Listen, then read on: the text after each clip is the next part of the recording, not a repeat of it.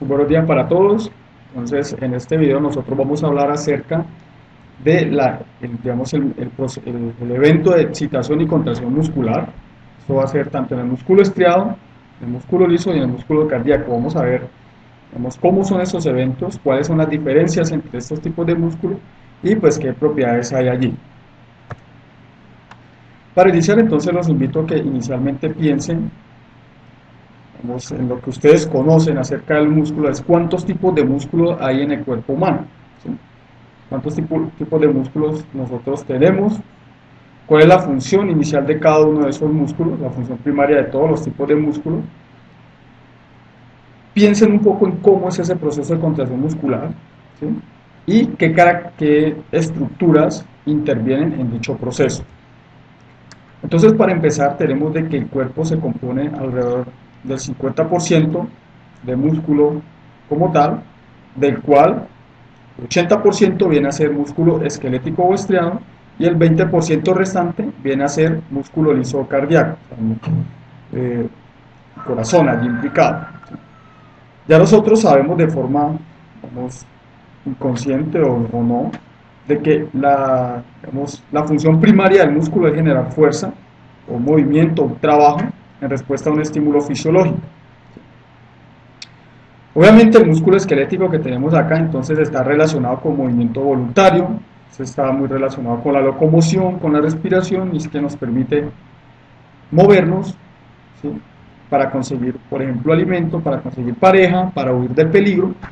Vamos a tener también el otro tipo de músculo que hace el músculo liso relacionado con movimientos involuntarios en nuestro cuerpo, por ejemplo, los movimientos gastrointestinales, los movimientos de vasoconstricción, vasorelajación en la vasculatura, y este está principalmente coordinado por el sistema nervioso autónomo. Vamos a tener también, por otra parte, el músculo cardíaco, ¿sí? El músculo cardíaco, entonces, es específico del corazón y es el que permite ese funcionamiento de ese corazón como esa bomba biomecánica. Dependiendo de qué tipo de músculo estemos hablando, entonces cada uno va a tener, digamos, una duración en la contracción, ¿cierto? Un tiempo de duración de esa contracción, puede mantener esa contracción.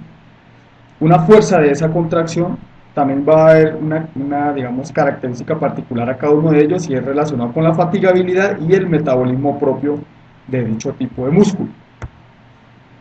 Entonces, para empezar, vamos a hablar acerca del músculo esquelético estriado, que es el músculo más estudiado como tal, se ha estudiado más profundamente y a partir de ahí vamos a relacionar o hablar de forma relacionada acerca del músculo liso y del músculo cardíaco.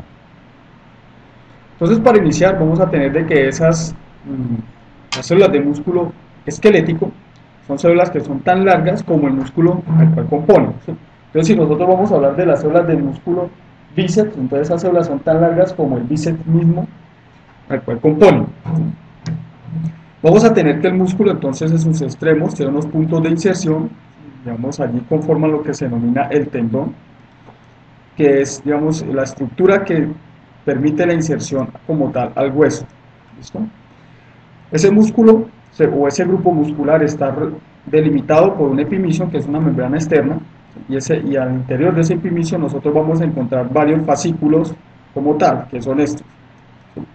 Cada uno de estos fascículos entonces está delimitado por un perimisio y cada fascículo entonces contiene lo que son estas celulitas de músculo esquelético, que en este caso también se denomina la fibra muscular. Entonces la fibra muscular es la célula de músculo esquelético en este caso.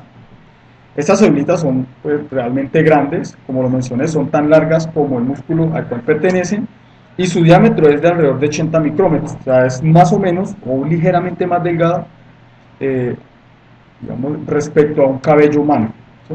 Si, digamos, cuando comen carne, entonces ustedes pueden sacar esas pequeñas hilachitas, la más pequeña que puedan sacar sería una célula de músculo esquelético.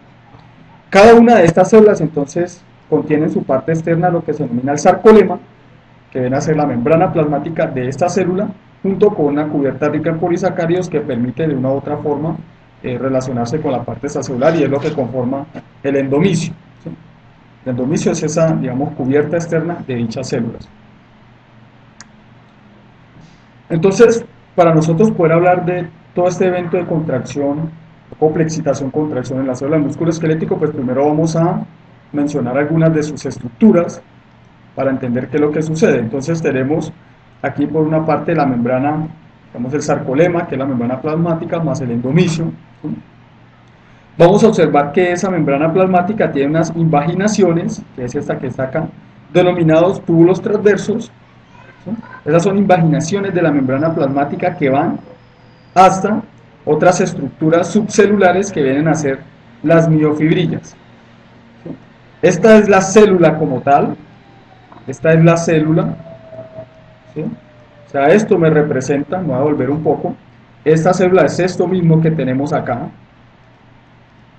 es esto mismo, pero ampliada. Entonces al interior de la célula vamos a encontrar muchas miofibrillas, vamos a encontrar estos túbulos transversos y también vamos a observar como una red que está envolviendo cada uno de esos túbulos transversos. A eso se denomina el retículo sarcoplásmico. Cabe notar acá que ese retículo sarcoplásmico está estrechamente relacionado con los túbulos transversos. ¿Listo? Y eso no es, digamos, por casualidad, eso tiene una función como tal.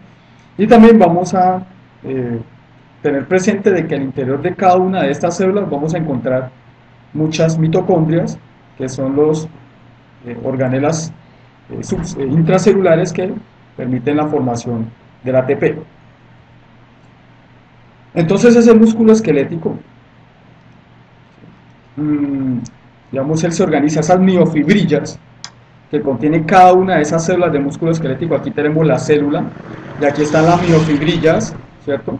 Entonces cada una de esas células de músculo esquelético contiene muchas miofibrillas y en esas miofibrillas se observó, cuando se observaron en sus estudios, cuando se observaron en luz polarizada, se observó un patrón de bandas, ¿sí? Como el que observamos acá, unos patrones de bandas que se repetían y pues esos patrones de bandas se corresponden con lo que se conoce como el sarcómero. Entonces el sarcómero es la unidad contráctil en el músculo esquelético. Aquí vamos a observar que ese patrón de bandas, pues hay unas bandas oscuras que se denominan las bandas A y hay unas bandas claras que se denominan las bandas I, ¿sí? En esas bandas I nosotros vamos a encontrar, digamos, una línea muy oscura que se denomina básicamente el disco Z. Esta es, digamos, una imagen experimental de ese sarcómero. Esto que tenemos aquí sería el esquema. Entonces este va a ser el disco Z, esta línea que tenemos acá va a ser el disco Z, ¿cierto? La banda oscura entonces está representada principalmente por unas fibras gruesas, unos filamentos gruesos, que tenemos acá, se denominan filamentos de miosina. Y en esta línea, en esta banda clara, vamos a observar principalmente unos filamentos delgados o filamentos de actina. Entonces, otra vez, el disco Z, vamos a tenerlo acá, vamos a tener estas fibras delgadas que son estas, ¿sí? Estas verdecitas que se observan acá en el dibujo, esos son los filamentos delgados, y vamos a observar estos que están aquí en color café, vienen a ser los filamentos gruesos. Digamos que esas son las proteínas. Son unas proteínas muy importantes que intervienen directamente en este proceso de contracción muscular. Pero no podemos dejar por fuera otras proteínas, por ejemplo, que sirven como andamiaje, como la titina, son muy importantes, y la nebulina, ¿sí? Debemos tener en cuenta entonces que en el punto medio de esa banda A vamos a encontrar una banda M, que es el punto donde se unen las colas de esos filamentos gruesos, de esas miosinas.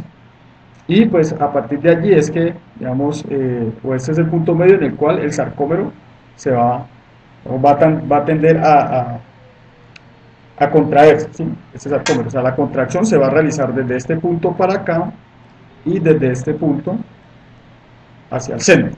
Ese es el movimiento que se realiza en este sarcómero para la contracción. Entonces los filamentos delgados como tal están compuestos de varios tipos de proteínas, también es denominado fibras de actina, pero realmente esto tiene otro tipo de proteínas allí.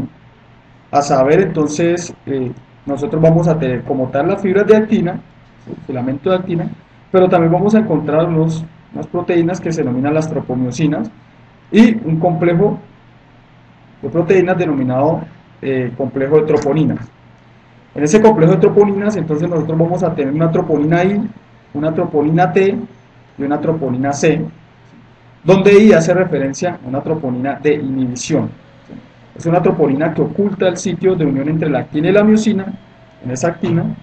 La tropomiosina T, entonces, es una proteína que permite la interacción entre la actina y la tropomiosina. Y vamos a tener la troponina C, que es una troponina que tiene una baja afinidad por calcio, ¿sí?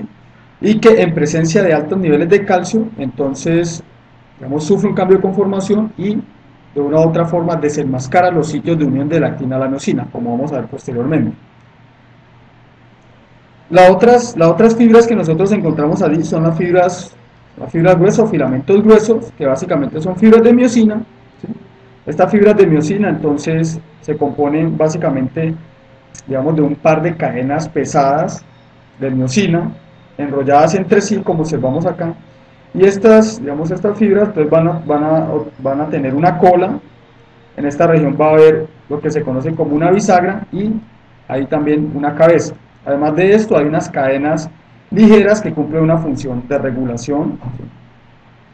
Y lo que se ha podido caracterizar con respecto a estas dos tipos de filamentos, es que cuando se desenmascara ese sitio de unión entre la actina y la miosina, se forma lo que se conoce como los puentes cruzados. Esto que está aquí serían los puentes cruzados entre la actina y la miosina. Para nosotros hablar entonces de este proceso de excitación-contracción en las células del músculo esquelético, pues debemos hablar de la sinapsis neuromuscular, ¿sí? Obviamente la contracción en el músculo esquelético requiere de que haya un estímulo, y generalmente ese estímulo proviene de celulitas que están en la médula espinal, que se conocen como motoneuronas alfa, ¿sí? Entonces estas motoneuronas son unas celulitas que estimulan a esas células musculares.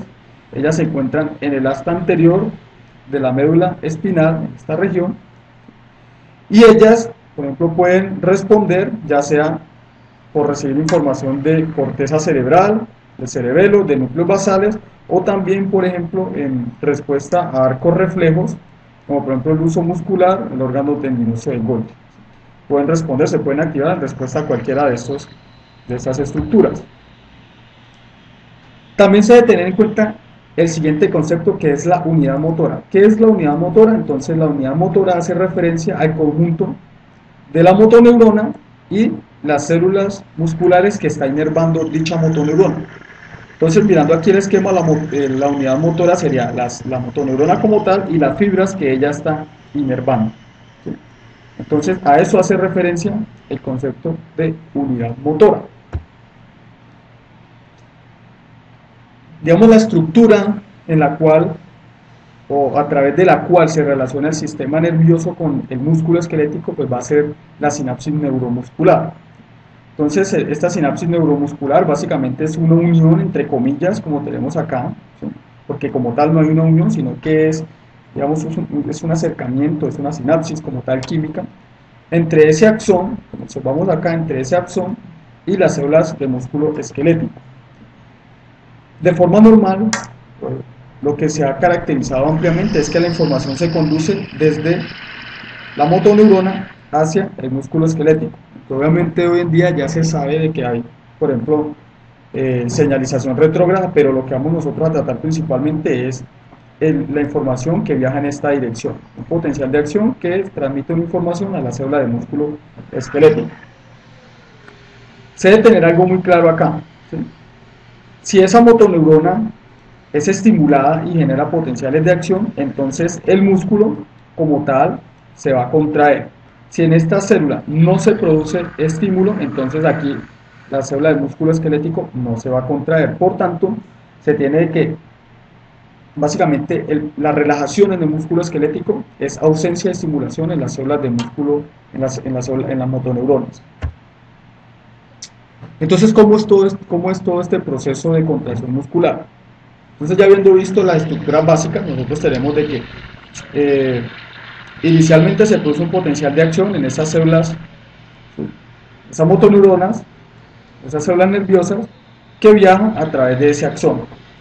Obviamente esa orden o ese estímulo es dado inicialmente por corteza, cerebelo, núcleos basales. Posteriormente vamos a tener de que ese potencial de acción llega al botón axónico. ¿Sí? Ese botón axónico entonces favorece la apertura de canales de calcio dependientes de voltaje que se van a abrir y van a permitir la entrada de este calcio, como observamos acá. Ese calcio entra y va a facilitar de una u otra forma la función vesicular, y con esa función vesicular se produce la liberación del neurotransmisor que va a ser acetilcolina. Acá hay algo que se debe tener en cuenta, y es que se ha descrito de que esa liberación de ese neurotransmisor generalmente se da básicamente, digamos, de forma excesiva. Esto digamos, ¿con qué se ha relacionado esto? ¿O qué explicación se le da a esto? Esa secreción excesiva de ese neurotransmisor se ha relacionado con que la idea es asegurar la contracción del músculo. Si se da una orden de contracción, la idea es asegurar esa contracción del músculo, entonces se debe tener en cuenta este concepto, el factor de seguridad. Entonces ese factor de seguridad hace referencia a la liberación de acetilcolina, ¿sí?, en mayor proporción de la necesaria para, de una u otra forma, garantizar la contracción de dicho músculo. ¿Qué sucede posteriormente? Posteriormente, entonces, cada una de estas moléculas de acetilcolina, ¿sí?, cada uno de este neurotransmisor, se va a unir a su respectivo receptor. ¿Sí? Cada receptor realmente va a necesitar dos moléculas de acetilcolina para poderse abrir. En este caso, el otro sitio receptor estaría hacia nosotros, en esta gráfica, como está acá, estaría hacia nosotros, entonces requiere dos moléculas para abrirse, y digamos, este canal se va a abrir en respuesta a la unión de la acetilcolina. Entonces, ese cambio de conformación o esa apertura involucra de que va a poder fluir iones a través de él. Vamos, el más importante aquí va a ser el sodio, que de una u otra forma va a conllevar a un cambio en esa conductancia de ese sodio.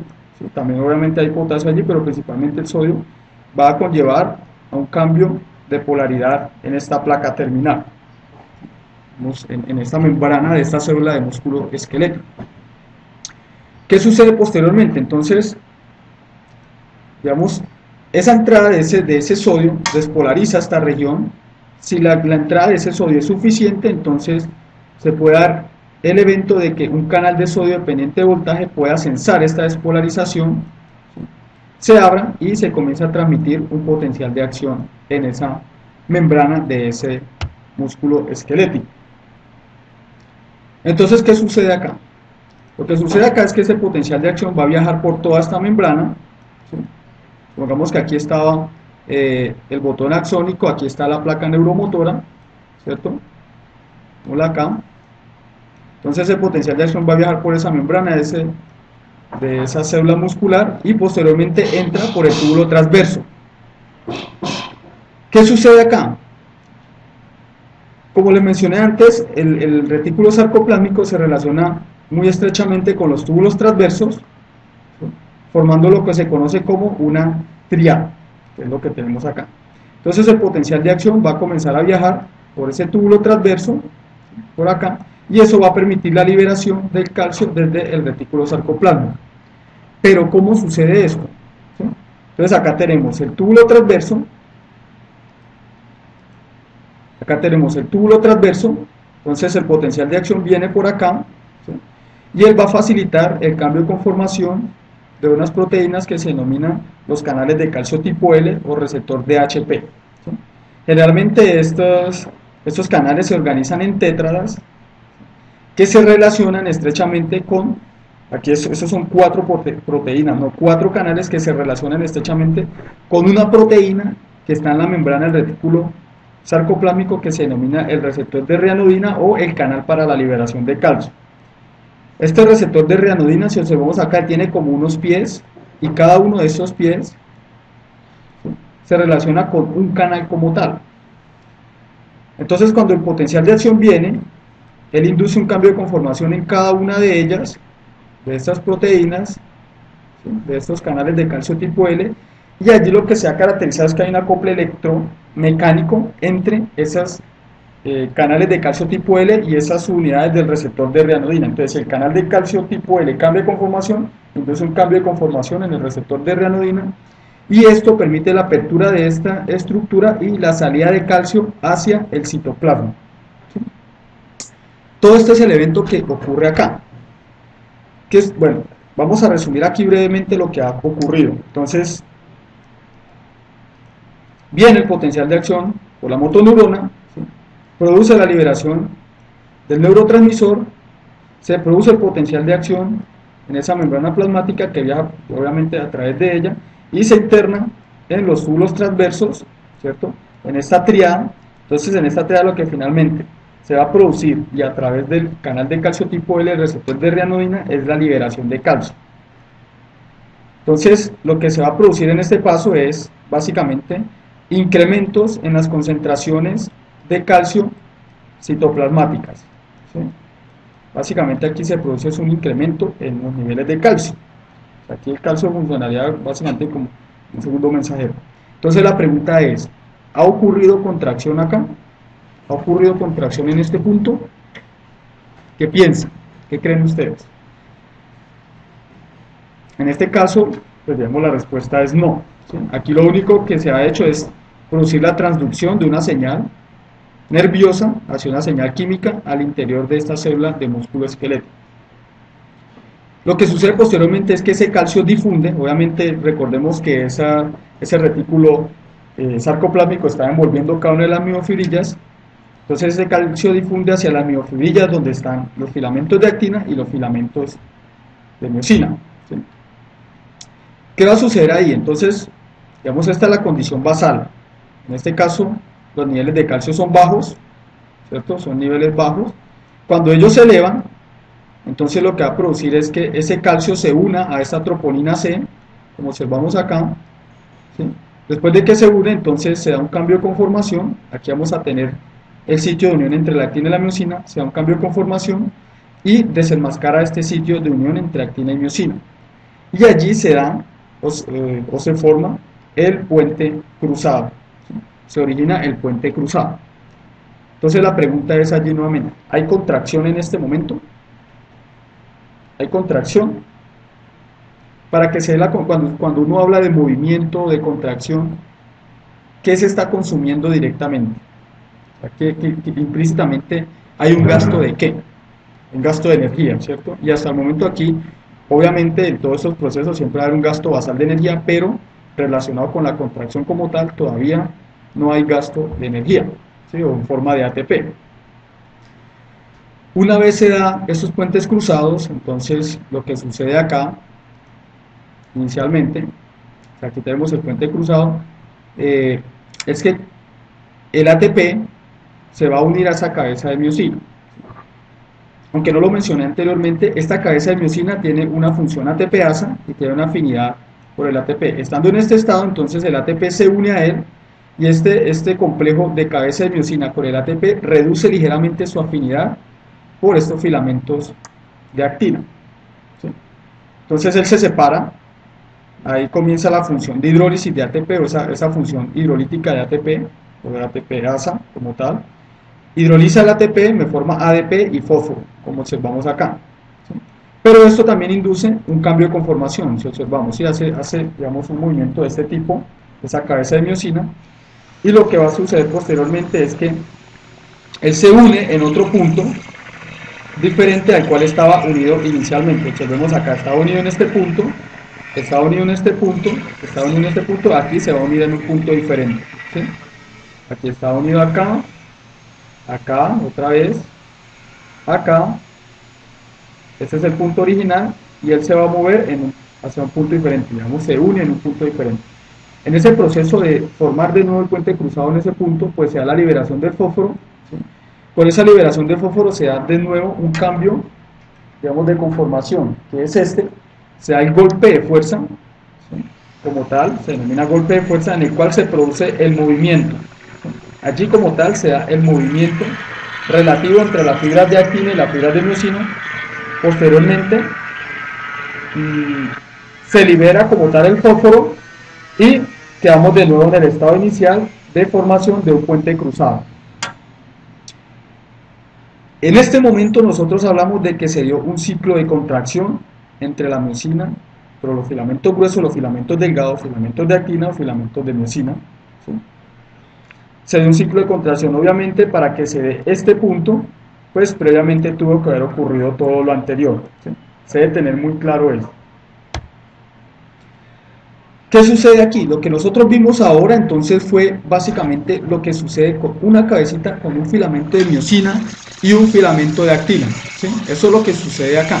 Pero pues los invito a que pensemos qué es lo que sucede, por ejemplo, en un sarcómero completo, donde nosotros no vamos a tener solamente una cabecita y un filamentico, una cabecita de miosina y un filamentico pues de actina, sino que van a haber muchas cabezas, muchos filamentos, básicamente desorganizados de esta forma, ¿sí? Donde vamos a tener un filamento grueso de miosina rodeado por 6, ¿sí?, filamentos delgados o de actina. Entonces, digamos que en estos movimientos nosotros lo podemos asemejar a algo como lo que sigue, ¿sí? Vamos, este es el filamento delgado de actina y este sería el filamento grueso de miosina. Cada una de mis dedos sería filamento grueso.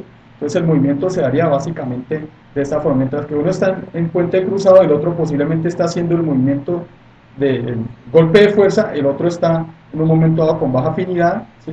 Entonces el movimiento se daría básicamente de esta forma.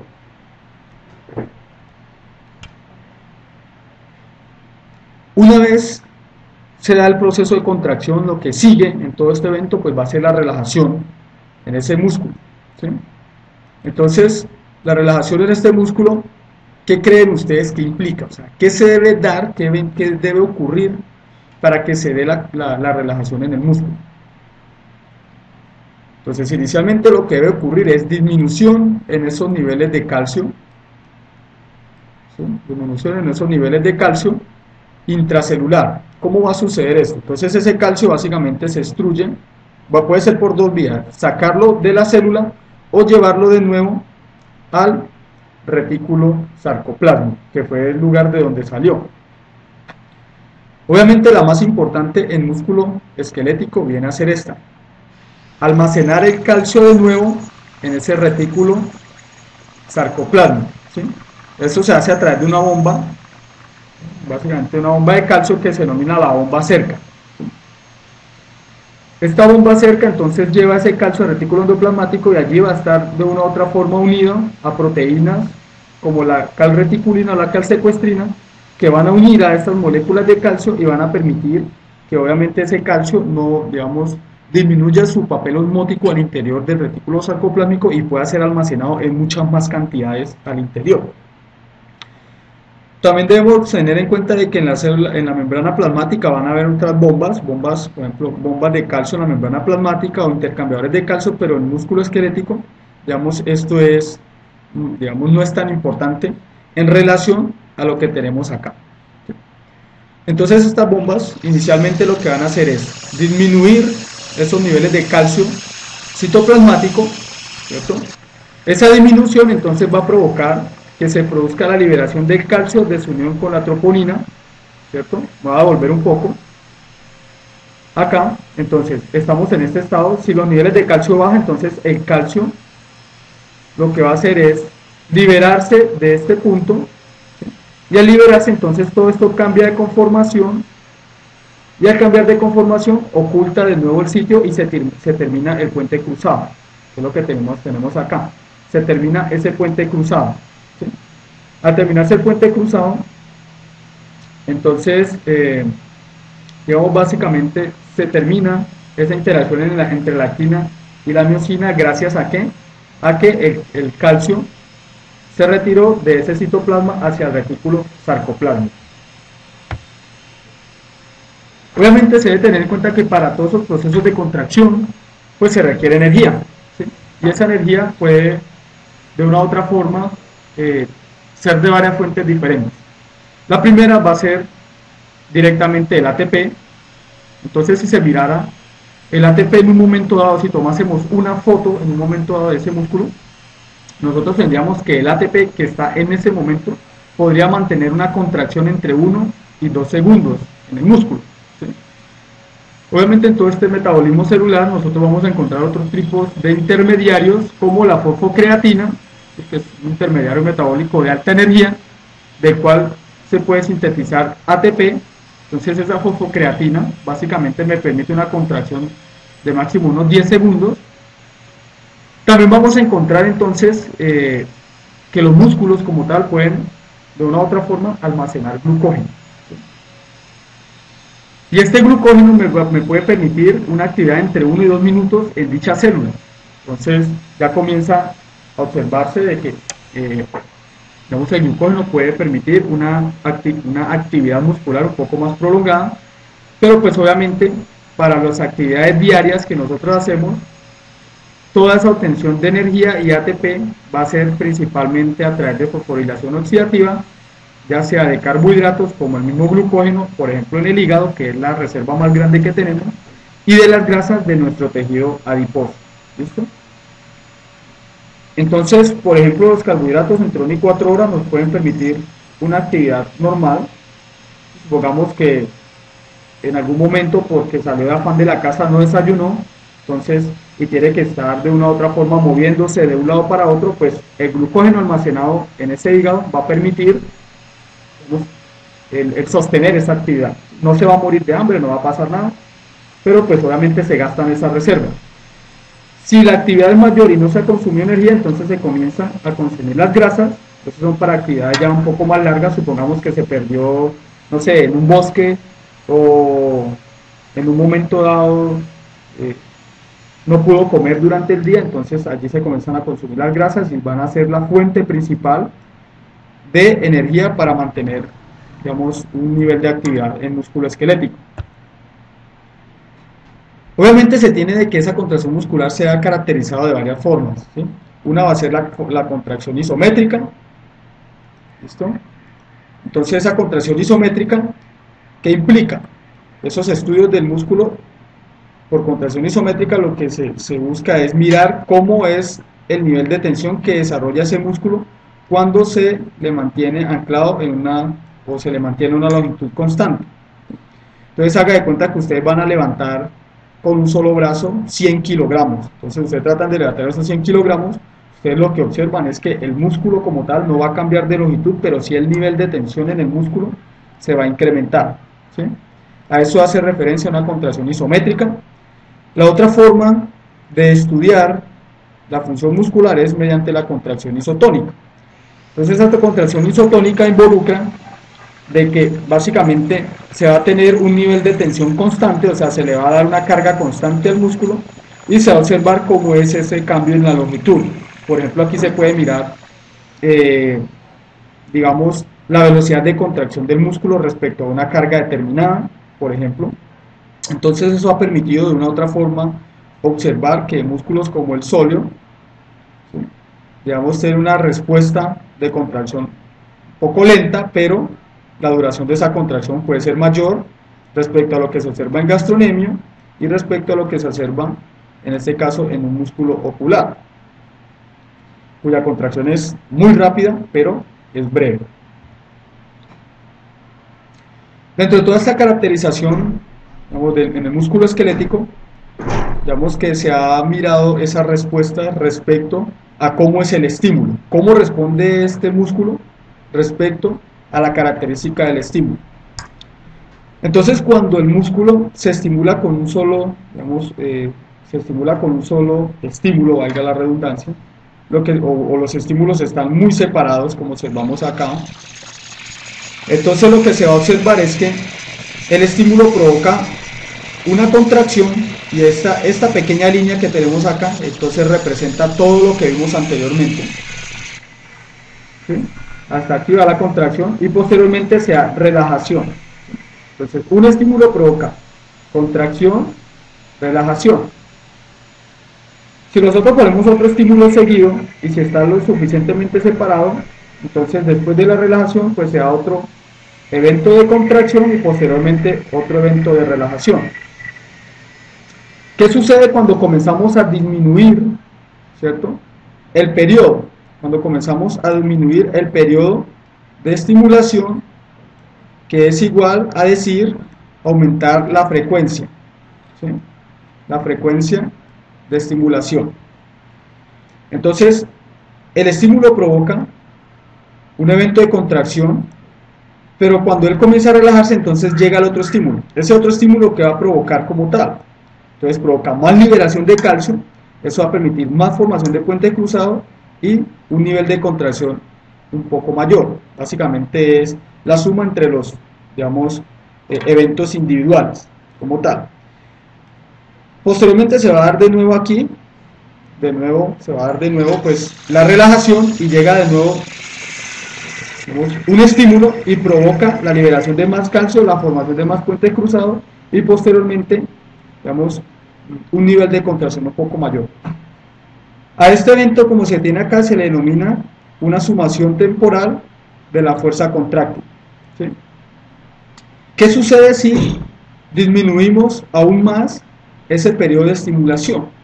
Entonces, básicamente, con una disminución aún mayor de ese periodo de estimulación se va a dar contracción, ¿cierto? Digamos, aquí se está dando la contracción desde este punto hasta ese punto, llega un estímulo, produce la liberación de más calcio, entonces la contracción va a ser aún mayor, va a comenzar el nivel a relajar, llega un nuevo estímulo, produce contracción, y si observamos acá el nivel de tensión que se desarrolla va a ser mucho más alto que lo que sucede cuando los estímulos son digamos, cada vez más separados o esa frecuencia de estimulación es mayor. ¿Qué vamos a tener finalmente? Entonces lo que vamos a tener finalmente acá es que si esa frecuencia de estimulación es lo suficientemente alta, o dicho en otras palabras, el periodo de estimulación es muy bajo, entonces el músculo va a desarrollar su mayor, digamos, capacidad de generar tensión, o capacidad de generar fuerza, como observamos acá. A esto que tenemos acá se le denomina un tétano completo, un tétano fusionado. A que tenemos acá es un tétano incompleto, ¿sí? Y como nosotros vimos en el laboratorio, entonces cuando aplicamos los estímulos, cuando aplicamos los 5 estímulos a una frecuencia alta, el movimiento era fluido, ¿sí? Ese movimiento era fluido. Cuando la frecuencia de estimulación era más baja, entonces observamos de que el movimiento era más bien ondulatorio. Cuando era la sumación temporal era aún más ondulatoria, no desarrollaba toda la fuerza. Y cuando se daban estímulos con un periodo de estimulación muy alto, pues simplemente la tensión desarrollada era muy baja. En el músculo esquelético entonces se han caracterizado varios tipos o subtipos de fibras de músculo esquelético. Dentro de esta entonces nosotros vamos a tener por una parte lo que se denomina unas fibras oxidativas lentas, ¿sí? Vamos a tener unas fibras oxidativas glicolíticas rápidas y unas fibras glicolíticas rápidas. El adjetivo lento, rápido, ¿sí? Rápido o rápido, hace referencia principalmente a esa capacidad o esa tasa de hidrólisis de ATP, ¿sí? Entonces vamos a empezar por acá. Esa tasa de hidrólisis de ATP es lento, ¿cierto? En este caso en las células glucolíticas oxidativas rápidas va a ser rápido y aquí también va a ser rápido, y también está relacionado con la velocidad de contracción. Entonces las fibras lentas tienen contracción lenta, las fibras rápidas contracciones rápidas, ¿sí?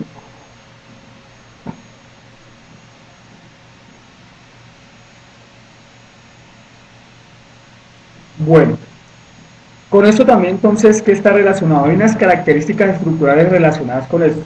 Primero, para la generación, digamos, digamos, esa contracción, esa velocidad de contracción, esa tasa de hidrólisis de ATP lenta, se ha tenido que estas células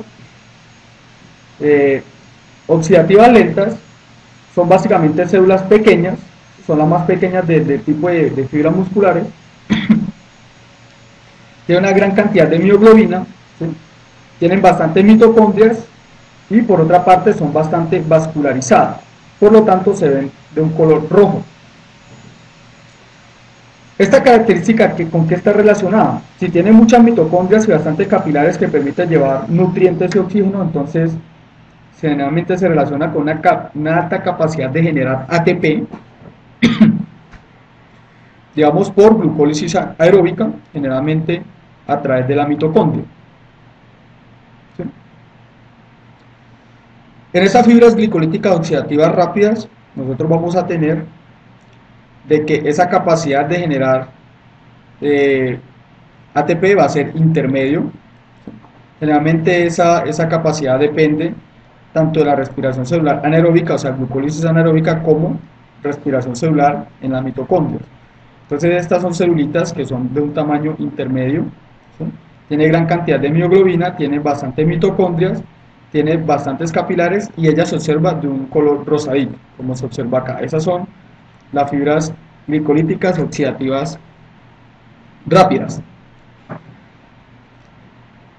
En cuanto a las fibras glicolíticas oxidativas, las fibras glicolíticas rápidas, entonces vamos a tener que esas son las de mayor tamaño. Entonces, por ejemplo, esta, ¿sí? Tienen poca cantidad de mioglobina, pocas mitocondrias, pocos capilares y entonces ellas se observan pálidas como tal. Digamos, esto está relacionado con esa generación de ATP, dado que tiene pocas mitocondrias, básicamente toda la capacidad de generar ATP recae en la glucólisis, ¿sí? Digamos, en ese ATP que se genera en glucólisis. Entonces todo esto viene a estar relacionado de una u otra forma con esa resistencia a la fatiga. Entonces, estas celulitas oxidativas lentas con alta capacidad de generar ATP y baja tasa de hidrólisis de ATP tienen una resistencia a la fatiga alta. Estas tienen un nivel intermedio de generar ATP, pero lo pueden consumir o lo pueden hidrolizar de una forma rápida, entonces su nivel de resistencia a la fatiga va a ser intermedio. Y esas que tienen baja capacidad de producir ATP, pero la tasa de hidrólisis de ATP es alta, entonces va a tener baja resistencia a la fatiga. Obviamente todo esto está de una u otra forma relacionado con la actividad que nosotros hagamos. Generalmente los músculos relacionados con la postura, ¿sí? Digamos, por ejemplo, los del cuello para mantener la cabeza erguida durante el día, generalmente son músculos que contienen en mayor proporción fibras oxidativas lentas, ¿sí? Entonces, para mantener postura por mucho tiempo son resistentes a la fatiga. Vamos a tener por otra parte que, digamos, las extremidades inferiores que nos permiten realizar una actividad de baja intensidad, ¿sí? Como caminar o trotar, digamos, relativamente baja intensidad, entonces que tiene una resistencia a la fatiga intermedia, están principalmente ubicados en los músculos de las extremidades inferiores. Y si nosotros vamos ya a hablar de movimientos de muy alta intensidad, de corta duración, entonces hacemos básicamente referencia a músculos que se encuentran en las extremidades superiores y que tienen una fatiga a la resistencia baja. Dentro de toda esta caracterización de este funcionamiento en esos músculos, debemos tener en cuenta otro concepto que es el de reclutamiento. Entonces el reclutamiento muscular hace referencia a la variación en el número de motoneuronas que están activas en un momento dado para realizar algún tipo de actividad, ¿sí? Entonces esta variación se relaciona con la variación en la cantidad de las fibras que se contraen. Entonces generalmente para, digamos, actividades meramente posturales vamos a tener que hay un tipo de motoneuronas activas que sean las motoneuronas asociadas a las fibras oxidativas lentas. Entonces aquí vienen a ser las más rojitas. Entonces ellas se activan solamente para, digamos, mantener la postura. Si nosotros comenzamos a caminar, entonces, pues además de mantener la postura, estamos haciendo un ejercicio de baja intensidad. Entonces se van a activar las fibras, digamos, nerviosas o las motoneuronas asociadas a las fibras musculares oxidativas glicolíticas, que en este caso vienen a ser estas de colorcito intermedio, esta.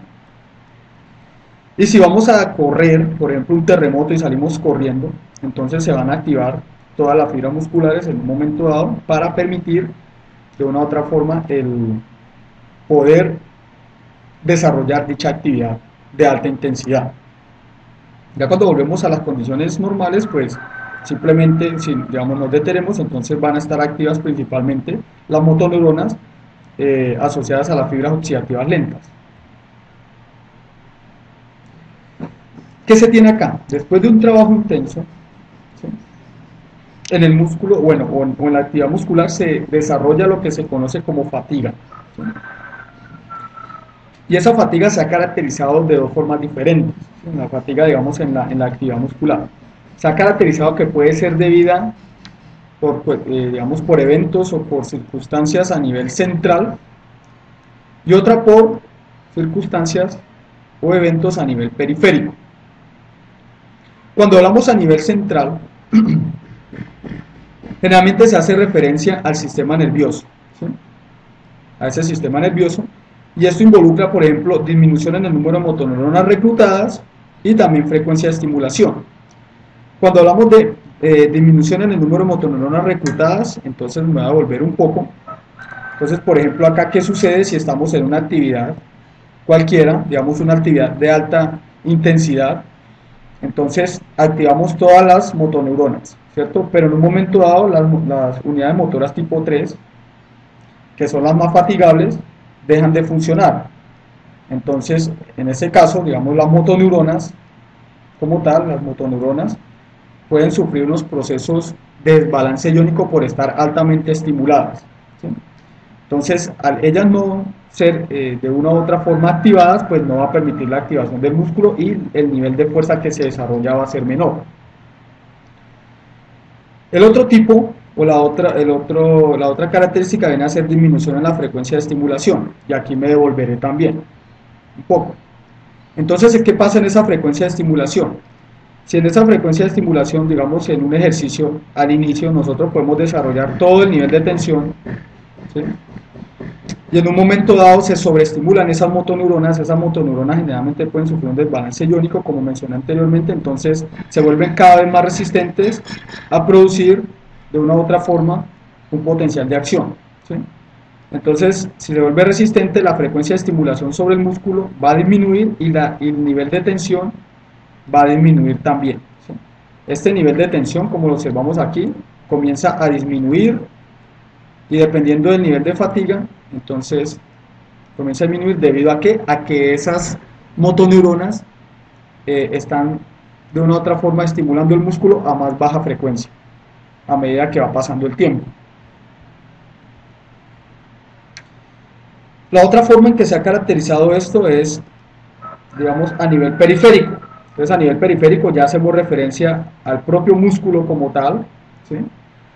En el cual, digamos, por actividad propia del músculo se va a generar, digamos, de una u otra forma la producción de ácido láctico en exceso, y esto va a producir una disminución del pH de dicho músculo, y esto de una u otra forma disminuye la recaptación del calcio desde el citoplasma hacia el retículo endoplasmático.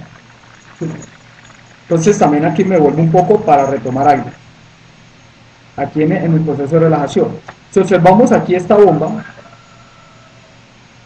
acá, entonces esta bomba de calcio realmente es una bomba que mueve calcio hacia el interior, pero saca protones hacia el citoplasma. Si aquí se elevan los niveles de protones, entonces esto de una u otra forma va a impactar este movimiento de calcio, porque la bomba tendría que hacer un trabajo fuerte para mover ese protón en contra de su gradiente. ¿Listo? En contra de su gradiente, digamos, a pesar de que está utilizando ATP para hacerlo. Entonces esto de una u otra forma, digamos, puede inhibir esa recaptación de calcio. Y lo que se conoce es que esto puede estar, pues, lo que se ha de una u otra forma hipotetizado es que puede estar relacionado con los famosos calambres. Con los calambres en las personas cuando, por ejemplo, están en un nivel de actividad bastante intenso. Obviamente en un músculo con bastante actividad pues se va a dar una disminución en los niveles de ATP, obviamente unos niveles en los niveles de oxígeno, y esto va a conllevar de una u otra forma a un desbalance iónico en estas células, y todo esto pues conlleva a que el músculo no va a funcionar en estas condiciones. Pues todo esto es lo que caracteriza como tal la fatiga muscular.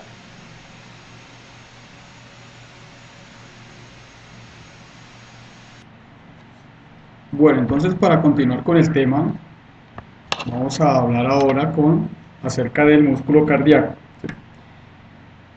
Entonces, este músculo cardíaco nosotros pues, vamos a tener en cuenta de que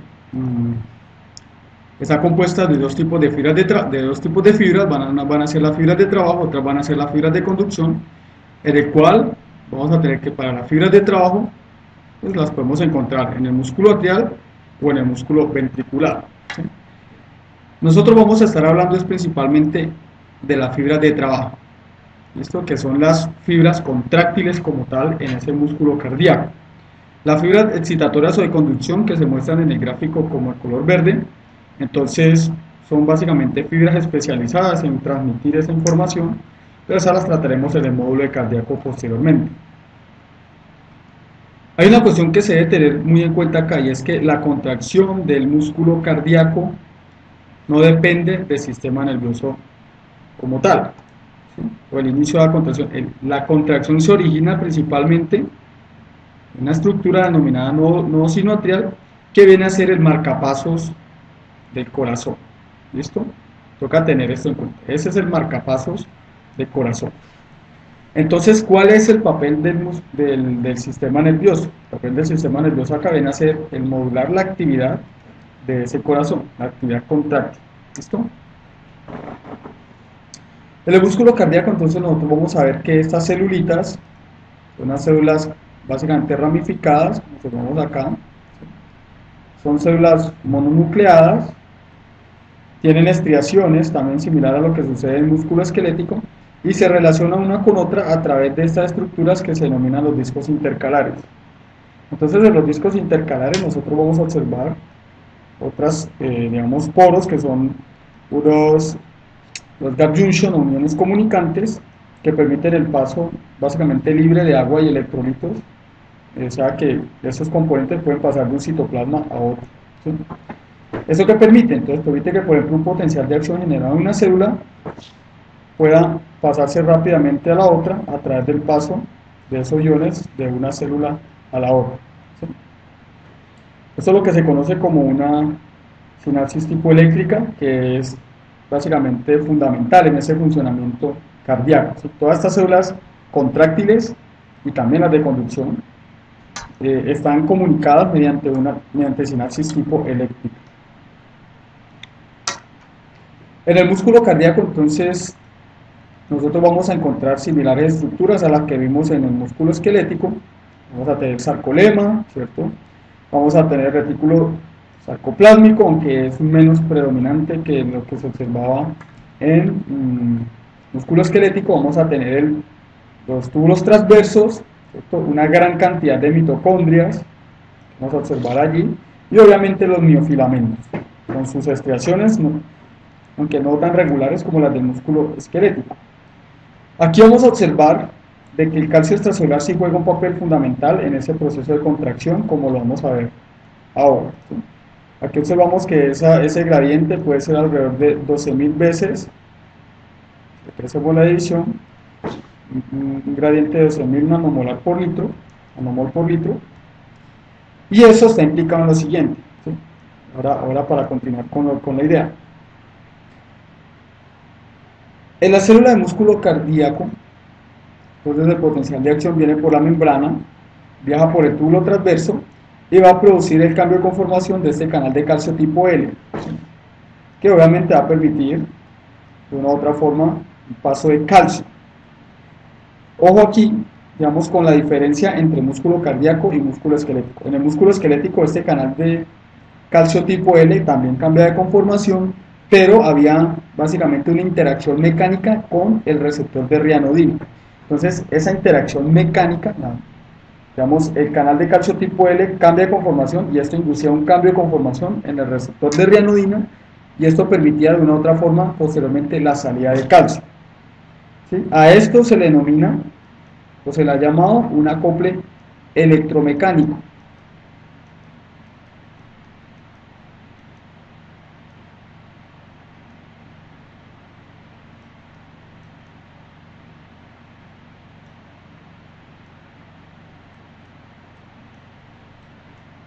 Esto se denomina un acople electromecánico, mientras que en el músculo cardíaco lo que se observa es que el calcio puede entrar a la célula, al citoplasma celular, y lo que va a inducir es que en este receptor de rianodina este calcio se une e induce cambio de conformación y eso permite la apertura de dicho canal y la salida de calcio. A esto se le conoce como un acoplamiento electroquímico, ¿sí?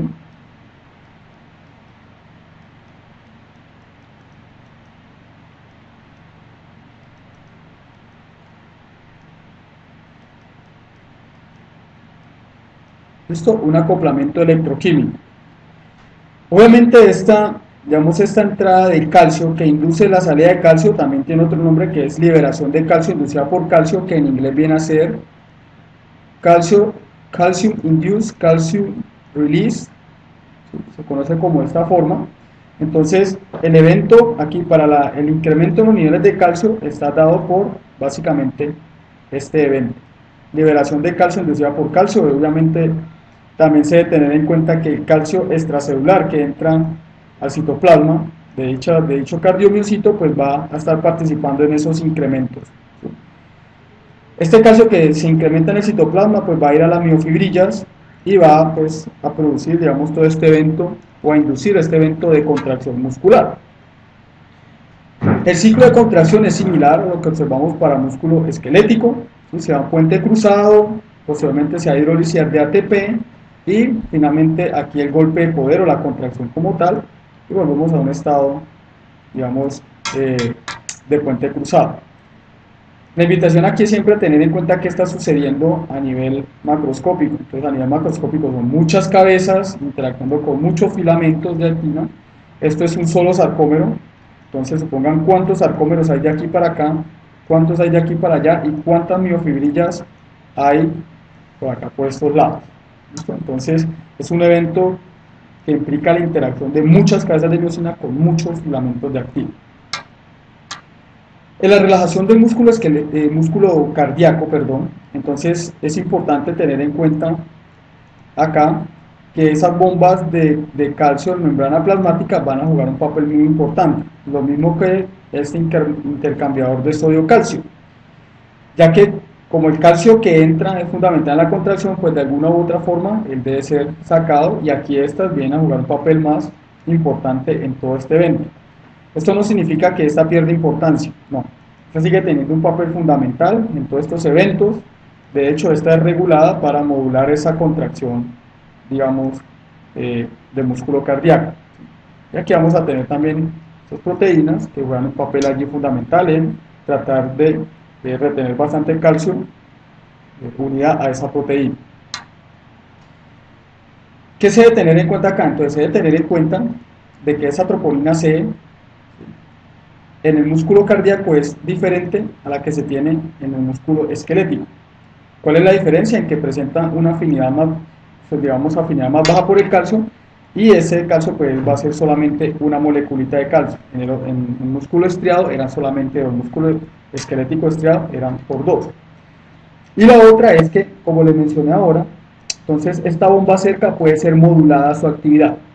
Su actividad puede estar modulada por esta proteína que se llama el fosfolambano, que lo que hace es que cuando él está activo, la bomba de la cerca se ve disminuida. ¿Sí? La acción de la bomba cerca se ve disminuida. Entonces esta acción disminuida pues implica que menos calcio se va a transportar al interior. ¿Qué sucede, por ejemplo, con una activación simpática, digamos, de esas células cardíacas? ¿Sí? Entonces, por ejemplo, aquí la norepinefrina activa de una u otra forma, se activa unas vías de señalización que va a impactar en este fosfolambano, produciendo su fosforilación, y al producir su fosforilación, entonces inactiva su acción. Al quedar inactivada su acción, entonces la bomba cerca incrementa su actividad y esto va a permitir que ella pueda traslocar de una forma más rápida y más eficiente el calcio que está en citoplasma hacia el interior de ese retículo sarcoplásmico. ¿Esto qué permite? Esto permite que esos procesos de relajación en este músculo, en estos cardiomiocitos, sean más rápidos, dejando a la célula lista para un nuevo evento de contracción. ¿Sí? Y esto a la larga, ¿qué es lo que va a favorecer? Por ejemplo, un incremento en frecuencia cardíaca. ¿Sí? Pero pues como les mencioné, esto lo vamos a ver mejor en el módulo de cardíaco. Además de esto, entonces esta norepinefrina también puede modular la actividad de los canales de calcio tipo L, el receptor de DHPR y también del receptor de reninol, pero esto lo dejamos para después, lo dejamos pendiente. Entonces, ¿cuál es la actividad, por ejemplo, en este caso del sistema nervioso autónomo? ¿Sí? En este caso el simpático a través de norepinefrina. Simplemente puede modular esa actividad de esos cardiomiocitos, modulando la permeabilidad, ¿cierto? Y modulando la recaptura de ese calcio. Ahora entramos a ver el músculo liso. ¿Cuáles son las particularidades de ese músculo liso? Entonces el músculo liso pues, se asemeja de alguna forma al músculo esquelético, como tal, en cuanto a que tiene fibras de miosina, fibras de actina, digamos, la estructura contráctil tiene también este tipo de proteínas. ¿Sí? La contracción es iniciada por calcio, aunque vamos a ver de que el mecanismo como tal es totalmente diferente. Estas son células más pequeñas y nosotros las podemos encontrar en dos configuraciones diferentes. Una comunidades multiunitarias, en la cual cada una de las celulitas está inervada prácticamente de forma independiente, y entonces cada una se puede contraer de forma independiente. Esto lo podemos encontrar en el músculo ciliar del ojo, mientras que en las unidades unitarias vamos a tener de que las celulitas de músculo liso están comunicadas unas con otras a través de uniones comunicantes o gap junction. ¿Sí? Entonces una de ellas recibe la orden desde el sistema nervioso, por ejemplo, y todas responden básicamente de forma simultánea a dicha orden. Entonces esto es, por ejemplo, en el músculo de la vejiga, ¿sí? Por ejemplo, en el músculo liso de los vasos sanguíneos, podemos tener esto. Dentro de las diferencias que tenemos con el músculo esquelético, ¿sí? Vamos a tener que el músculo liso no presenta complejo de tropolinas. Entonces, al no presentar ese complejo de tropolinas, se va a tener que ese mecanismo de contracción es totalmente diferente. ¿Sí? Es totalmente diferente. Y esto toca tenerlo muy bien en cuenta. Vamos a tener también que el arreglo de cada uno de esos sarcómeros, sería esto, es totalmente diferente, entonces por lo tanto no se observa un arreglo estriado y principalmente este músculo liso es la estructura efectora del sistema nervioso autónomo. Del músculo esquelético viene a ser la estructura efectora del sistema nervioso somático. ¿Qué se tiene en cuanto a la unidad contráctil en el músculo liso? Entonces aquí no vamos a encontrar como tal disco Z, sino lo que se denomina como cuerpo denso, que viene a ser el análogo a ese disco Z. Allí se anclan estos filamentos de actina, ¿sí? Observamos acá, y pues obviamente también vamos a encontrar los filamentos de miosina.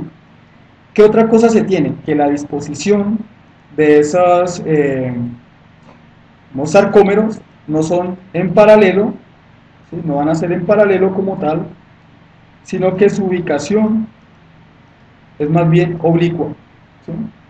Nosotros observamos acá la disposición de esas fibras son oblicuas, varias direcciones. Esto permite contracción de este músculo en esta dirección y en esta dirección, permitiendo, por ejemplo, procesos de vasoconstricción. Entonces, que es una reducción radial de ese diámetro. Entonces, digamos, de una u otra forma favorecido por esta propiedad en esta célula. Esta célula del músculo liso pues tiene varias formas diferentes de potencial de acción, aunque obviamente su tiempo de duración son mayores a lo que se observó en algún momento en neuronas. Puede ser el spike normal, digamos la respuesta rápida. Vamos a tener unas que tienen la meseta, similar a lo que sucede en cardíaco, como veremos más adelante, y hay unas ondas lentas también, generalmente dadas por unos canales de calcio dependiente de voltaje. ¿Sí? ¿Qué sucede acá? Entonces, lo que se ha observado es que hay una permeabilidad para ese calcio, va despolarizando la célula paulatinamente. Si se alcanza cierto umbral, se da potencial de acción y posteriormente se da una hiperpolarización de esa célula. Posteriormente llega hasta un punto más bajo, comienza el proceso de despolarización y si se alcanza de nuevo el umbral, se da potencial de acción. ¿Sí? Estas ondas generalmente está asociado a un movimiento lento, por ejemplo, a nivel gastrointestinal, y cuando se da potencial de acción, los movimientos pueden ser más rápidos. Esto a nivel de tracto gastrointestinal, por ejemplo. Entonces, ¿cómo son esas vías de estimulación del músculo liso? A diferencia del músculo esquelético, en el cual la estimulación era básicamente dada por sistema nervioso, o en el músculo, por ejemplo, cardíaco, que era a través del nodo sinusal, acá se puede estimular estas células de varias formas diferentes. ¿Sí? Se puede inducir elevación de esos niveles de calcio citoplasmático de varias formas diferentes. El primero va a ser, por ejemplo, el primero va a ser a través de canal de calcio dependiente de voltaje. Entonces la célula como tal puede ser despolarizada, se puede inducir un cambio de potencial de membrana, aquí este canalcito se abre y él permite la entrada de calcio, ¿sí? Este calcio, pues de una u otra forma participa en la elevación de esos niveles, pero digamos su función principal va a ser la apertura de esos canales para la liberación de calcio o receptor de ranolina, por ejemplo en este caso, y permite la liberación de calcio de retículo sarcoplasma, ¿sí? Entonces se induce el aumento de ese calcio a nivel citoplasmático. Otra forma que vamos a tener es a través de receptores acoplados a proteína G. Vamos a tener un ligando que se une a ese receptor, desencadena una cascada metabólica, en este caso favoreciendo la producción de inositol trifosfato, que va a ir hasta su respectivo receptor, que es un canal de calcio también. Entonces el IP3 se une a su lugar receptor, cambia conformación dicha proteína, se abre y permite la salida de calcio. Esa es una segunda vía. Y vamos a tener una tercera vía, en la cual, este es un canal ORAI, se denomina así, que lo que hace es censar básicamente, o bueno, se abre en respuesta a bajos niveles de calcio en retículo sarcoplámico. Realmente aquí el retículo sarcoplámico vendría hasta por acá.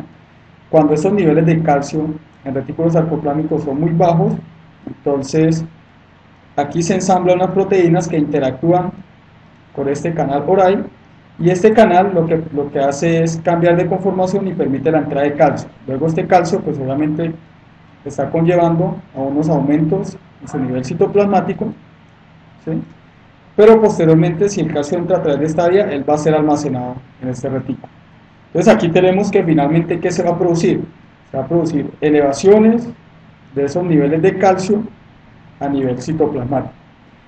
¿Qué sucede con ese calcio? Entonces ese calcio que se eleva a nivel citoplasmático va a inducir de una u otra forma la activación de una proteína que es análoga a la troponina C, que se llama calmodulina, ¿sí? Digamos que se ha mencionado es que son muy similares en estructura. Una vez se activa esta calmodulina, entonces la calmodulina lo que va a hacer acá es, de una u otra forma, formar un complejo con una quinasa de la cadena ligera de la miosina, ¿sí?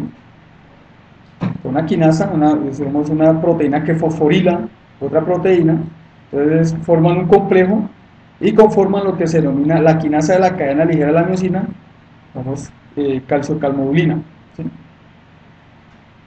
Digamos, en forma de sigla va a ser la MLCK activa, ¿listo? Aquí se activa este complejo. ¿Qué hace este complejo? Entonces este complejo, como es una quinasa, entonces lo que va a hacer es, de una u otra forma, fosforilar esta cabeza de miosina, la cadena ligera, y esto cambia la actividad de esta cabeza. Dentro de los efectos está incrementar la afinidad por los filamentos de actina. Observemos que aquí no habían complejos de troponina, ¿sí? Aquí no habían complejos de troponina. Vemos que hay otras proteínas que inhiben allí esa unión directa, pero la fosforilación permite incremento en esta afinidad y posteriormente se produce el puente cruzado. Entonces la cabeza queda fosforilada, que es eso que tenemos acá, este grupito, y queda el puente cruzado formado. ¿Qué sucede acá? Posteriormente, entonces, se dan los ciclos de contracción similar a lo que observamos para músculo como tal esquelético. La dinámica es muy similar, se da hidrólisis de ATP y se da la contracción, ¿sí? Pero hay una diferencia fundamental, es que el músculo liso puede quedar contraído con el mínimo consumo de ATP, como vamos a ver ahora. ¿Por qué sucede eso? Los invito a pensar por qué sucede. ¿Qué es lo que sucede? Entonces, en el proceso de relajación del músculo liso, nosotros pensaríamos de que se requiere simplemente de que todo este calcio, ¿sí?, se disminuya de ese citoplasma, ¿cierto? Sea sacado del citoplasma o almacenado en retículo, ¿sí?, de forma similar a lo que sucedía con músculo cardíaco, por ejemplo. Podemos hacer esto. ¿Creen ustedes que el puente cruzado se termina? Entonces aquí la respuesta es no. ¿Por qué? Porque es que aquí continúa este grupo fosfato que incrementa esa afinidad de la miosina por la actina, entonces está el puente cruzado. Por ejemplo, eso es lo que permite aguantar, digamos, las ansias de defecar, el músculo liso del labio interno, entonces está allí contraído por mucho tiempo. Por ejemplo, la vasoconstricción en nuestros vasos sanguíneos puede estar regulado por esto sin necesidad de que haya calcio acá. Entonces, en el mecanismo de relajación se requiere la activación de otra cascada metabólica, básicamente. Entonces, aquí vamos a tener otra receptor acoplado a proteína G, llega un ligando, sea cualquiera, activa una cascada metabólica que finalmente va a activar una enzima. Y esta enzima va a ser una fosfatasa. ¿Qué va a hacer la fosfatasa? Entonces la fosfatasa lo que va a hacer es, de una u otra forma, eliminar este grupo fosfato. Lo borro acá un momento. La fosfatasa entonces lo que va a ir a hacer acá es clivar este grupo fosfato. Una vez se cliva el grupo fosfato, entonces se pierde esa afinidad, se termina el puente cruzado, se termina este puente cruzado y se da la relajación. Entonces, por ejemplo, digamos en un proceso de asma, el cual se da, digamos, eh, broncoconstricción en vías, broncoconstricción, pues. Entonces se le da algún tipo de fármaco que active una vía similar, ¿sí? Se active la fosfatasa y finalmente se produzca la relajación del músculo liso como tal. Esa tabla que tenemos acá es más informativa. Ustedes van a estar interactuando fuertemente con todo esto cuando estén en su curso de farmacología, simplemente para que lo tengan en cuenta, se les haga familiar cuando lo vean. Todas las diferentes subunidades que están mediando en la acción de algún tipo de receptor, especialmente algún tipo de ligando, digamos, amarrado a algún tipo de ligando, y cuál es el efecto principal allí. Ya pues, ustedes verán eso posteriormente. Entonces, con esto básicamente terminamos esta parte de cómo era esa fisiología de excitación y contracción en el músculo tanto esquelético como cardíaco como liso. Muchas gracias.